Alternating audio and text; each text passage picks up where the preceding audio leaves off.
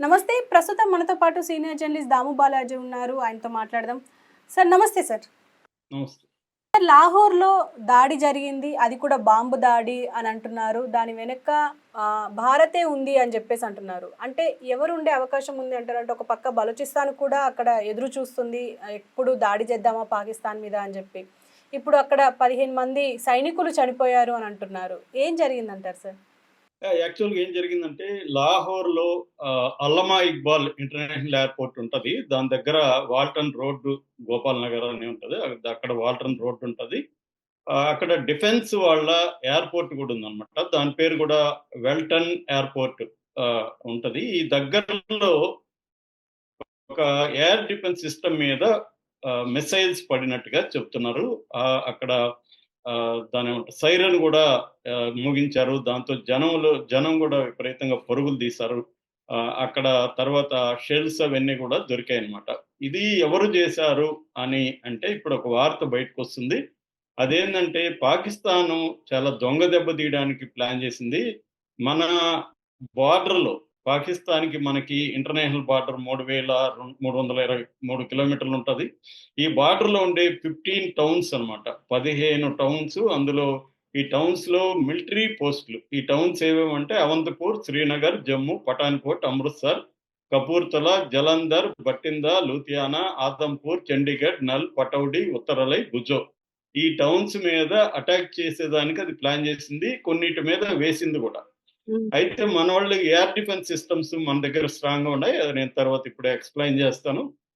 ఈ air defence system స్ట్రాంగ్‌గా ఉండడం వల్ల వాటిని మధ్యలోనే ఇంటర్సెప్ట్ చేసి గాల్లోనే వాటిని పేల్చేశారు.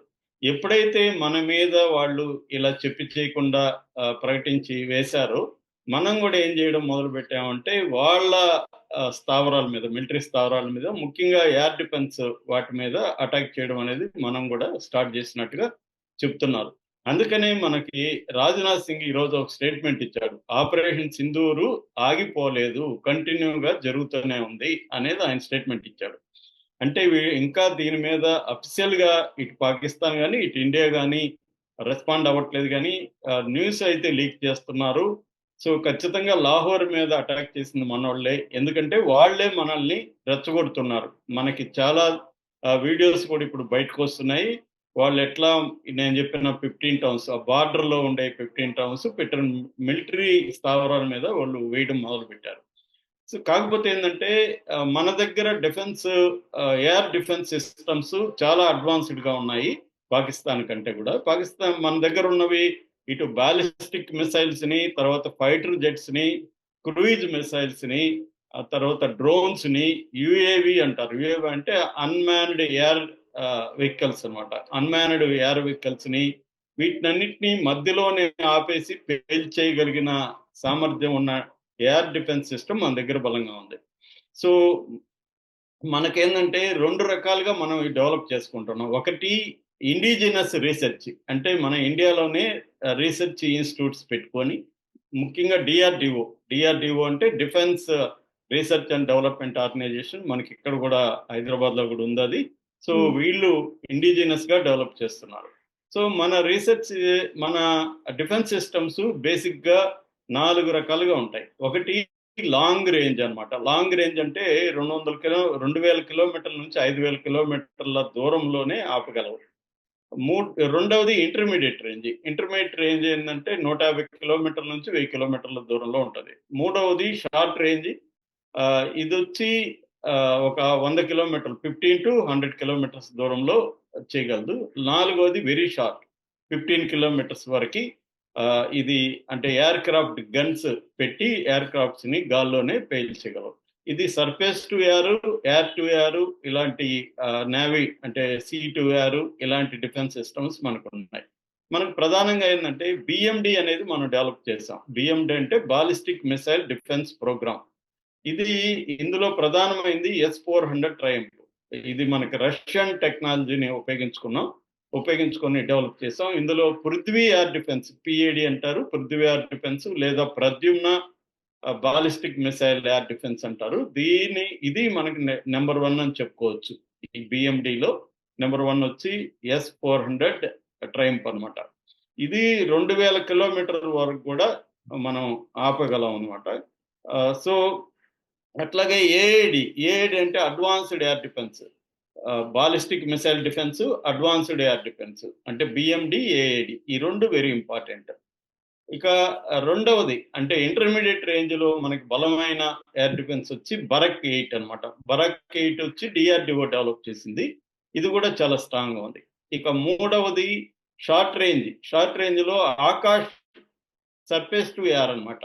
కింద నుంచి ఎస్ఏఎం అంటారు. సర్ఫేస్ టు ఎయిర్ ఇది. ఇందులో ఏఎంకే 2 అండ్ స్పైడర్ ఈ 2 ఇంపార్టెంట్. అవి కాకుండా సమర్ అని ఒకటి ఉంది. తర్వాత S-125 పెచోరస్ అని ఉంది. తర్వాత S-200 అంగారా అని ఉంది. ఇవన్నీ కూడా 300 కిలోమీటర్ల వరకు కూడా వెళ్ళి ఆపగలవు.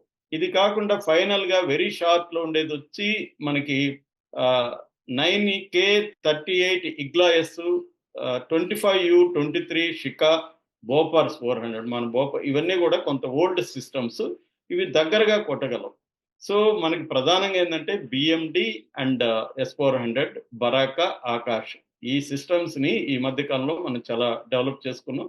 మనకు కొంతవరకు ఇజ్రాయెల్ కూడా హెల్ప్ చేసింది. ఎందుకంటే ఇజ్రాయెల్‌లో ప్రపంచంలోనే అతి బలమైన వాళ్ళకి ఐరన్ డోమ్ టెక్నాలజీ అంటారు. Iron dome air defence technology అనేది ఉంది. అందుకనే ఇటు హమస్ గానీ, ఇటు ఇరాన్ గానీ, ఇటు హిజ్బుల్లా గానీ 3, 4 దేశాల నుంచి వాళ్ళ మీదకి మిసైల్స్ వచ్చినా కూడా వాళ్ళు తట్టుకుంటున్నారంటే కారణం ఈ ఐరన్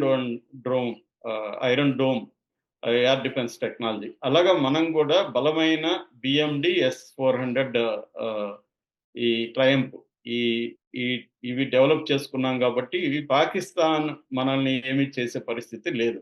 అది అందుకనే ఫెయిల్ అయింది ఇప్పుడు.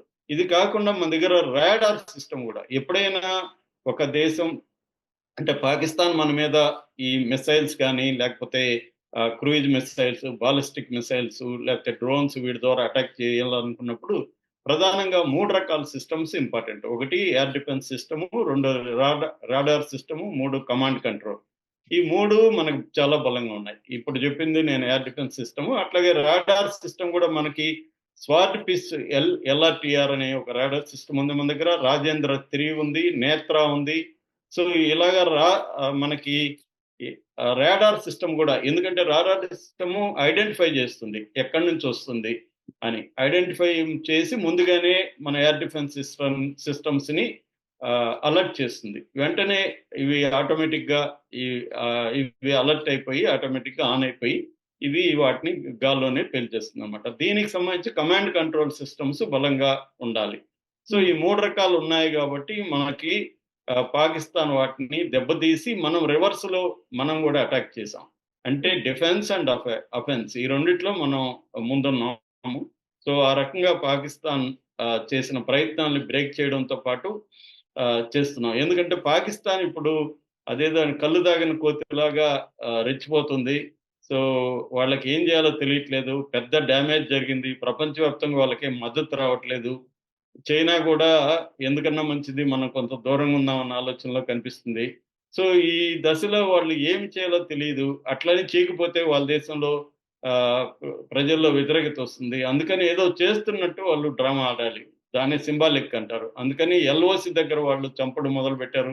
మన గ్రామాల్లో ప్రజల మీద బాంబులు, మిసైల్స్, మోటార్ షెల్స్ వేసి చంపుతున్నారు. ఆల్రెడీ 31 మందిని ఇప్పటి వరకు చంపారు. ఒక 60 మంది గాయపడ్డారు. ఆ విధంగా ఇప్పుడు వీటిని వేయడం వల్లే మనం లాహార్ మీద అటాక్ చేసాం. సో వాళ్ళు గాని సైలెంట్‌గా ఉంటే ఇండియా కూడా సైలెంట్‌గా ఉంటది. కానీ వాళ్ళు గాని మిసైల్స్ ఇలాంటి చిలిపి పనులు చేస్తే ఇండియా కూడా పెద్ద ఎత్తున అటాక్ చేసే అవకాశం కనిపిస్తుంది. నెక్స్ట్ ఏం జరుగుతుందని చూడాలి. ఇక్కడ తాగుతుందా? లేకపోతే ఆపరేషన్ సింధూర్ ఫేజ్ 2 కూడా మొదలవుతుందా అనేది మనం చూడాలి. Okay sir. Thank you. So చూసారు కదా మొత్తానికి అంటే లాహోర్లో దాడి చేసింది భారతే. అంటే ఆల్రెడీ ఇప్పుడు ఎల్ఓసి దగ్గర ఆల్రెడీ దాడులు జరుగుతున్నాయి. అటు పాకిస్తాన్ నుంచి ప్రతి దాడులు కూడా జరుగుతున్నాయి. అయితే ముఖ్యంగా ఇక్కడ మన పేద ప్రజలు అండ్ అమాయక ప్రజలు గాయపడుతున్నారు, చనిపోతున్నారు. మరి మనం ఉగ్ర స్థావరాలపైన దాడులు చేస్తే కానీ వాళ్ళు మాత్రం మన సివిలియన్స్ మీద దాడులు చేస్తున్నారు. అందుకే డైరెక్ట్గా ఇప్పుడు దాము బాలా సార్ చెప్పినట్టుగా డైరెక్ట్గా అంటే ఎల్ఓసి నుంచి అక్కడికి అంటే లాహోర్కి వెళ్ళేటట్టుగా మిసైల్స్ పంపించారు అని చెప్పేసి అంటున్నారు. సో ఇది ఇప్పుడైతే తెలుస్తున్నది. అంటే ప్రస్తుతం ఇప్పటి వరకు మనం మాట్లాడుకునేది ఏంటి అంటే అఫీషియల్గా మనకి బయటికి రాలేదు లాహోర్లో దాడులు జరగడానికి కారణం భారతేనా కాదా అని చెప్పేసి. కానీ ఇప్పుడైతే స్పష్టమైపోయింది భారతే, అందులో ముఖ్యంగా 15 మంది సైనికులు చనిపోయారంటున్నారు. మరి చూద్దాం మరి ఏం జరుగుతుంది అనేది. మరి ఆపరేషన్ సింధూర్ ఆల్రెడీ అంటే లైన్లోనే ఉంది, ఇంకా అది ఆగలేదు అని చెప్పేసి మన రక్షణ మంత్రి రాజ్నాథ్ సింగ్ అన్నారు. మరి చూడాలి మరి ఇది కంటిన్యూ అవుతుందా, లేకపోతే ఇంకా ఆపరేషన్ సింధూర్ 2.0 అంటున్నారు. మరి అది కూడా స్టార్ట్ అయ్యే అవకాశం ఏమైనా ఉందా అనేది ఎదురు చూడాల్సిందే.